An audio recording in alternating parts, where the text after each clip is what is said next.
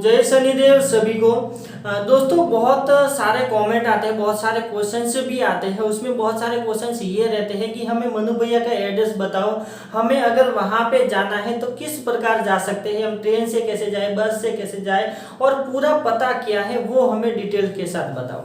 तो सबसे ज़्यादा पूछने वाला तो यही सवाल है। दूसरा एक सवाल है कि जब अगर हम मनु भैया के पास जाते हैं तो वहाँ पे हमारा जो खर्च है वो कितना आता है, कितने पैसे लगते हैं, किस किस सामान के पैसे लगते हैं और क्या क्या कार्य वहाँ पे किया जाता है।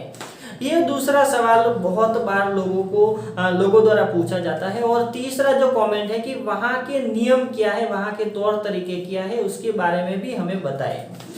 तो दोस्तों आज हम इस वीडियो में यही तीनों जो सवाल है उसके बारे में डिटेल्स में बात करने वाले हैं। वीडियो को शुरू करने से पहले आप सभी को बता देना चाहता हूँ कि मेरा किसी भी प्रकार से कोई भी मनु भैया से कोई भी रिलेशन नहीं है, कोई भी नाता नहीं है, कोई भी कॉन्टेक्ट नहीं है और ना ही मैं कभी दिल्ली जाता हूँ और ना ही मैं वहाँ पे आता जाता रहता हूँ, ना ही मैं दिल्ली में रहता हूँ और कोई भी किसी भी प्रकार के कोई भी लेना देना नहीं है, यानी कि वहाँ से नहीं है। सिर्फ मनु भैया को मैं गुरु मानता हूँ क्योंकि उन्हीं की वजह से आज जो भी मैं कार्य कर रहा हूँ उन्हीं की वजह से कर रहा हूँ। उनके द्वारा दिया गया जो मंत्र ओम नमः शिवाय ओम, इसी मंत्र ने मेरी पूरी जिंदगी बदल दी है और मेरे पूरे जीवन में खुशियाँ ही खुशियाँ भर दी है। बस इसके लिए जो भी मेरे से बनता है मेरे अनुभव शेयर करता हूँ, मैं कुछ अपने बारे में भी बताता हूँ, कुछ जो मेरे साथ होते हैं वो सारे अनुभव मैं आपको बताने की कोशिश करता हूँ। तो चलिए जो हम बात करते हैं कि जो तीनों सवाल है, तो सबसे पहला हम जो सवाल लेते हैं वो है कि मनु भैया का एड्रेस क्या है। तो इसमें मैं आपको एकदम सही तरीके से बताऊंगा। अगर आपको जाना होगा तो आप एकदम सरल तरीके से जा सकते हैं। तो सबसे पहले मैंने एड्रेस है जो कि लिख के ले लिया है ताकि मैं आपको परफेक्ट तरीके से बता सकूं। तो एड्रेस ये है वहाँ का, देखो श्याम विहार फेज 2। आप लिख लो, एड्रेस को लिख लो और नहीं लिखेंगे तो भी चलेगा, मैं वीडियो के नीचे दे दूंगा। श्याम विहार फेज 2 गली नंबर 1 दीनपुर न्यू दिल्ली।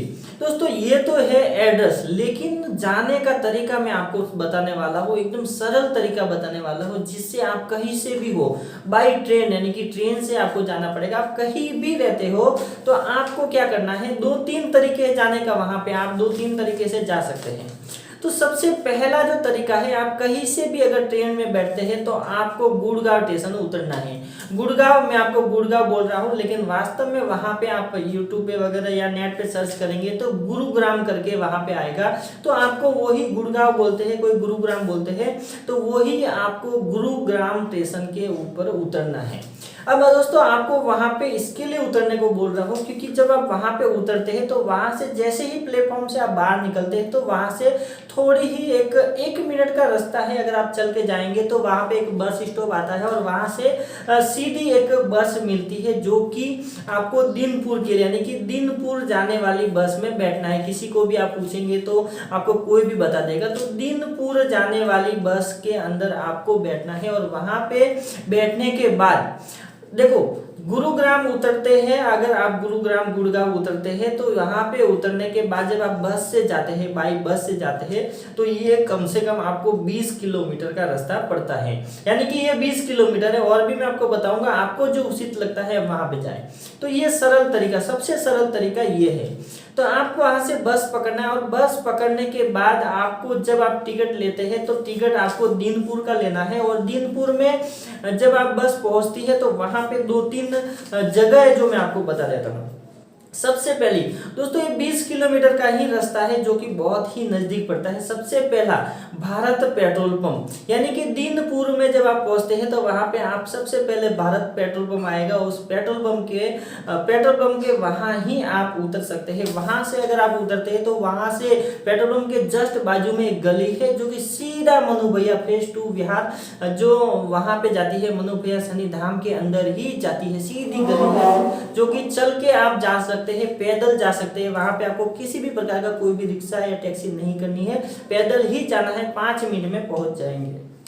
दूसरा, अगर आप वहां पे नहीं उतरते हैं तो एक आएगा SBI का ATM आएगा, थोड़ी आगे और बस जाएगी तो वहां पे SBI का ATM आएगा, वहां पे भी उतरते हैं तो उससे आगे एक गली जाती है, उसी गली में से आप वहां पे पहुंच सकते हैं।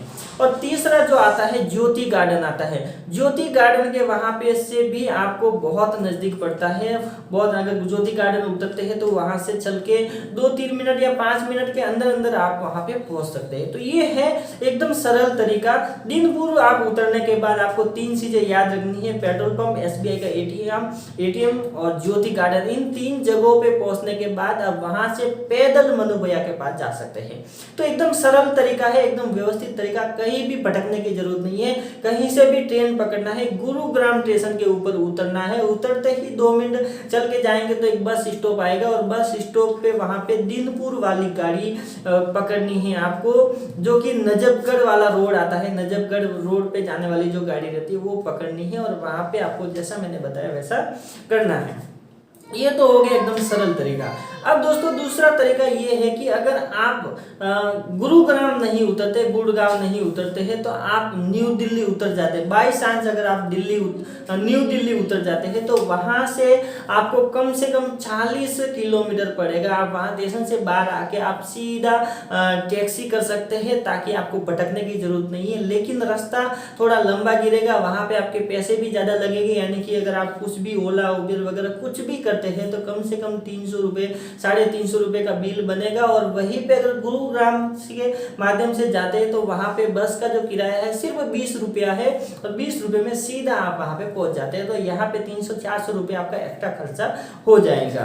तो ये है दिल्ली से। और न्यू दिल्ली भी उतरते हैं तो वहां से भी आपको कम से कम 40 किलोमीटर का रास्ता होता है। तो दोस्तों ये एकदम सरल और प्रॉपर तरीके से मैंने आपको बताया, हर किसी को भी समझ में आ जाएगा, तो आप इस प्रकार से जा सकते हैं। दूसरा जो कमेंट था, दूसरा जो सवाल ये था कि हम अगर वहां पे जाते हैं तो आखिर में हमारा वहां पे खर्चा क्या होता है। देखो, मान लीजिए कि आपको किसी भी प्रकार की कोई भी प्रॉब्लम है, भूत प्रेत की प्रॉब्लम है, किसी भी प्रकार की तंत्र क्रिया मंत्र क्रिया कुछ भी आपको प्रॉब्लम है, तो वहां पे जब आप जाते हैं तो जैसे ही मंदिर में जाने से पहले, देखो हर मंदिर में जाते हैं तो दीपक अगरबत्ती वगैरह खरीदते हैं, लेके जाते हैं भगवान के लिए, तो वैसे ही आपको बाहर से उस दुकान से आपको अगरबत्ती लेना है, फिर शनि महाराज के लिए तेल ले सकते हैं, नारियल ले सकते हैं, इस प्रकार की सामग्री लेके जाना है, जो कि 100 रुपए के अंदर अंदर आपको सामग्री मिल जाएगी। अब आपको वो लेके जाना है, भगवान को सड़ाना है, प्रार्थना करनी है और वहां पे बैठ जाना है। जैसे बाकी लोग जो बैठते हैं वैसे ही आपको वहां पे बैठ जाना है। जैसे ही आप बैठेंगे तो वहां पे 2 लाइन होती है, एक लाइन होती है चेकिंग की होती है और दूसरी लाइन होती है इलाज की। तो आप अगर फ्रेशर है, नए हैं, वहां पे फर्स्ट टाइम गए तो आपको चेकिंग कराने के लिए बैठना है। और वहां पे जब चेकिंग कराने के लिए बैठेंगे तो दोस्तों मैं आपको बता दूं कि चेकिंग का यानी कि आपकी प्रॉब्लम बताने का किसी भी प्रकार का कोई भी चार्ज नहीं लिया जाता है। वो आपकी सारी समस्याएं, जितनी भी समस्याएं होती है वो सब समस्याएं आपको डिटेल के साथ बताते हैं और इतनी सरलता से बताते हैं, इतने अच्छे से हर्ष भैया है और मधु भैया है और हर्ष भैया है जो बताते हैं, बहुत ही नम्रता से प्रेम से आपको बताते हैं और आपको हर बात वहां पे समझ आने लग जाती है। वहां पे आपको किसी भी प्रकार का कोई भी चार्ज नहीं लगता है, फ्री ऑफ कॉस्ट, यानी कि पैसा नहीं लगता है, ये आपको फ्री में चेकिंग कराई जाती है। अब मान लीजिए कि आपको किसी भी प्रकार से कोई भी प्रॉब्लम बताइए, कि मान लीजिए कि आपको 20 साल से प्रेत बाधा है, तो आपको वहां पे प्रॉब्लम बताई जाएगी और साथ में ये भी बताया जाएगा, वहीं पे ये भी बताया जाएगा कि अगर आपकी प्रॉब्लम 5 साल से है तो आपको मान लीजिए कि 2 क्रिया 3 क्रिया ऐसी बताई जाएगी। एक क्रिया का जो प्राइस है वो 500 रुपये है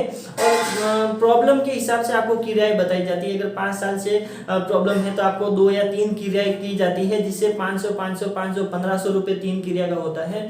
मान लीजिए 10 साल 20 साल 25 साल 30 साल पुरानी अगर आपकी प्रॉब्लम है तो लास्ट जितनी हाई जो क्रियाएं होती है, एकदम हाई लेवल की बड़ी प्रॉब्लम की जो क्रियाएं होती है वो 8 क्रिया होती है, यानी कि 4000 रुपये का खर्चा। यानी कि वहां पे 4000 रुपये का खर्चा वो वहीं पे आपको बता दिया जाएगा। कितनी भी बड़ी प्रॉब्लम हो, 4000 से ज्यादा 1 रुपया भी नहीं लग सकता, 4000 के अंदर अंदर ही पैसा लगेगा। आपकी 5 क्रिया भी हो सकती है, 6 भी हो सकती है और 8 भी हो सकती है, 9 नहीं होगी, 10 नहीं होगी, 8 के अंदर अंदर ही होगी।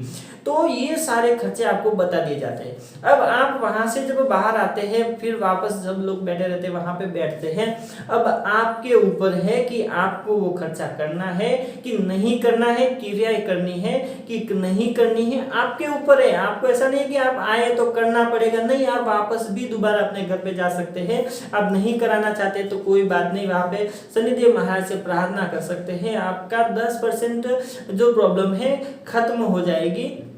और इस प्रकार से मतलब आपके ऊपर है कि आपको करना चाहिए कि नहीं करना चाहिए, सारे कुछ आप ही के ऊपर है, कोई जोर जबरदस्ती नहीं की जाती है। तो बस ये जो बातें हैं वो आपको पूरी डिटेल्स के साथ देनी थी, जो कि मैंने दे दी है।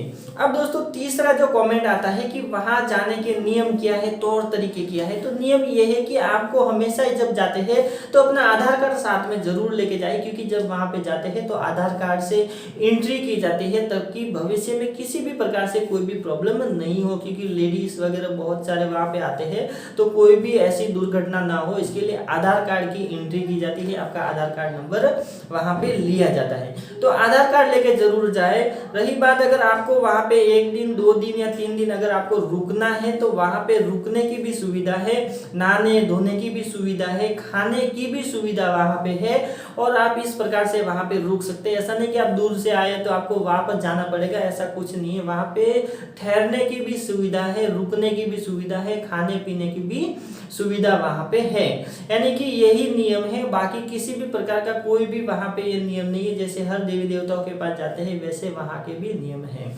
लेकिन एक चीज मैं गारंटी के साथ ये कहना चाहता हूँ कि दोस्तों अगर आप कहीं भी आपका इलाज नहीं होता है, बहुत जगह भटक चुके हैं, तो मनु भैया के पास जाए, आपका इलाज प्रॉपर तरीके से किया जाएगा, और हर बीमारी का आपको पूरा का पूरा वादा दिया जाएगा, और हर प्रकार से आपको सही यानी कि एक सही राह बताई जाएगी, सही बातें बताई जाएंगी, और आपको वहां पे लूटा नहीं जाएगा, ठगा नहीं जाएगा। नहीं तो दूसरी जगह जाएंगे तो आपको ठग लिया जाएगा, लूट लिया जाएगा। क्योंकि ये मेरे एक्सपीरियंस से कह रहा हूँ, हम लोग भी गए थे, हमारे भी कुछ प्रॉब्लम थी जो कि वहां पे सॉल्व हुई है, और अभी हमारे जीवन में बहुत ही आनंद है।